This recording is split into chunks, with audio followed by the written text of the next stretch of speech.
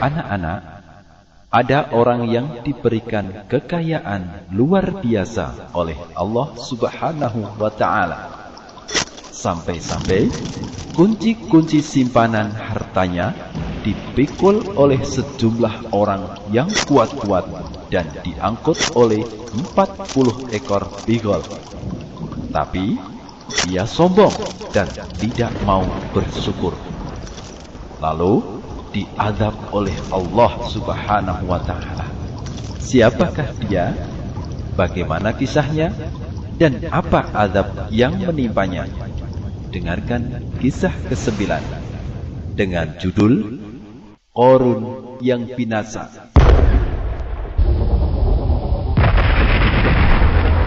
Anak-anakku sekalian, semoga Allah menjaga kita dari tipu daya syaitan. Pada zaman Nabi Musa alaihissalam, tersebutlah seseorang yang bernama Qarun.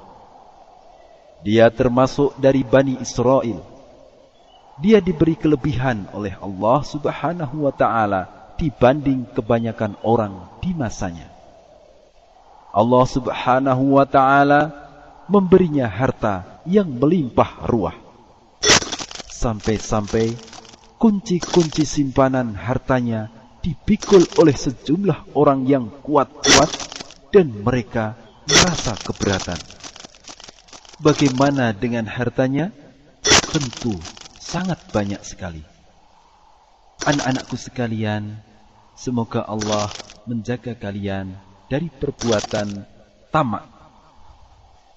Waktu itu kaumnya memegang ajaran agama dengan istiqomah. Sedangkan Qarun berbuat aniaya dan sewenang-wenang terhadap mereka. Suatu ketika kaumnya berkata kepadanya, "Janganlah kamu terlalu bangga dengan dunia dan menyombongkan diri dengannya, sehingga dunia melalaikan kamu dari akhirat. Sesungguhnya Allah tidak menyukai orang-orang yang terlalu membanggakan diri. Dan carilah kebahagiaan akhirat dengan harta yang telah dianugerahkan Allah kepadamu. Sedangkan orang selain kamu tidak memiliki harta seperti itu. Kami tidak memerintahkan kamu menyedekahkan semua hartamu, tetapi berinfaklah untuk akhiratmu. Kamu boleh bersenang-senang dengan duniamu, asal tidak membahayakan akhiratmu. Dan berbuat baiklah kepada orang lain, sebagaimana Allah telah berbuat baik kepadamu. Janganlah kamu berbuat kerusakan di muka bumi dengan sikap sombong, kemaksiatan, dan lalai dari bersyukur kepada Allah. Sesungguhnya Allah tidak menyukai orang-orang yang berbuat kerusakan." Anak-anakku sekalian, semoga Allah menjaga istiqomah kita. Qarun mengingkari nikmat Allah Subhanahu wa Ta'ala padanya. Dia malah menjawab, "Sesungguhnya aku diberi harta itu hanya karena hasil usahaku dan ilmu pengetahuanku tentang berbagai macam perdagangan karena kecerdasanku. Dan aku memang pantas untuk mendapatkan harta itu." Qarun tidak tahu bahwa Allah Subhanahu wa Ta'ala telah membinasakan umat-umat sebelumnya yang lebih kuat dan lebih banyak mengumpulkan harta dibanding dia. Maka keluarlah Qarun memamerkan kemegahannya di hadapan kaumnya. Orang-orang yang menghendaki kehidupan dunia berkata, قال الذين يريدون الحياة الدنيا يا ليت لنا مثل ما أوتي قارون إنه لذو حظ عظيم. Duhai kiranya kita mempunyai seperti apa yang telah diberikan Allah kepada Qarun. Sesungguhnya ia benar-benar mempunyai keberuntungan yang besar. وقال الذين أوتوا العلم ويلكم ثواب الله خير لمن آمن وعمل صالحا ولا يلقاها إلا الصابرون.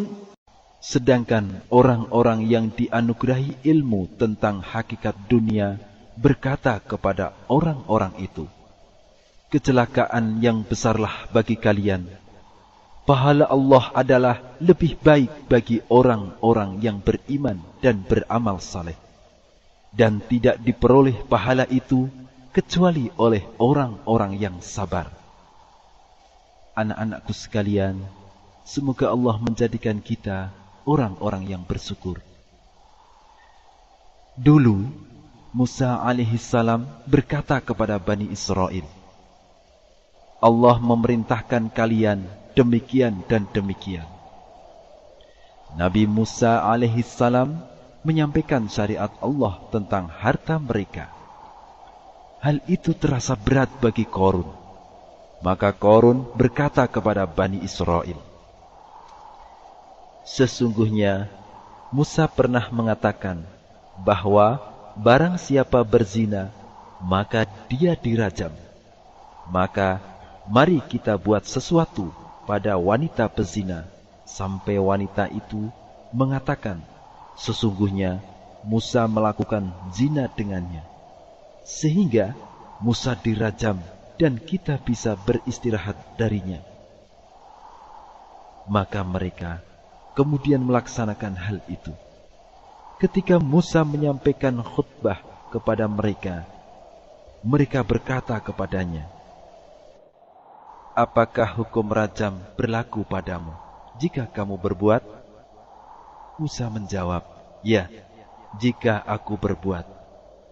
Kemudian mereka berkata, engkau telah berbuat zina. Maka Musa merasa gelisah. Lantas mereka mengirim utusan kepada wanita tadi agar datang. Ketika wanita itu datang, Musa merasa kesusahan. Musa alaihissalam berkata, demi Zat yang membelah lautan untuk Bani Israel, janganlah kamu berkata kecuali jujur. Akhirnya wanita itu jujur mengakui perbuatannya. Musa pun tersungkur sujud sambil menangis. Lalu Allah subhanahu wa ta'ala menurunkan wahyu kepada Musa alaihissalam. Aku perintahkan bumi agar mentaatimu. Maka perintahlah bumi tersebut dengan yang kamu kehendaki. Maka Musa alaihissalam memerintahkan bumi untuk menenggelamkan Qarun dan orang-orang yang bersamanya. Maka tenggelamlah mereka ke dalam bumi.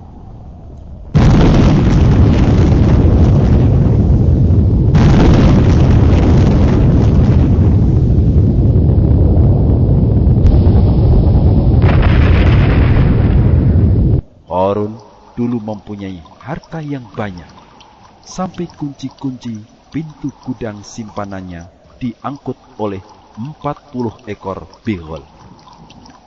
Karena peristiwa ini, orang-orang yang kemarin ingin seperti Qarun berkata, aduhai, benarlah Allah melapangkan dan menyempitkan rezeki bagi siapa yang Dia kehendaki dari hamba-hambanya.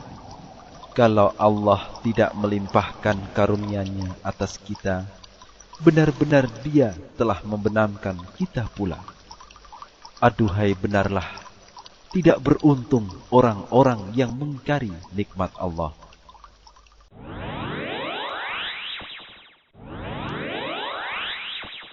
Nah, adik-adikku sekalian yang kakak cintai, setelah adik-adik sekalian tadi mendengarkan kisahnya Qarun, tentu adik-adik ingin tahu faidah-faidah apa, pelajaran-pelajaran apa yang bisa kita ambil, yang bisa kita petik dari kisahnya Qarun yang binasa.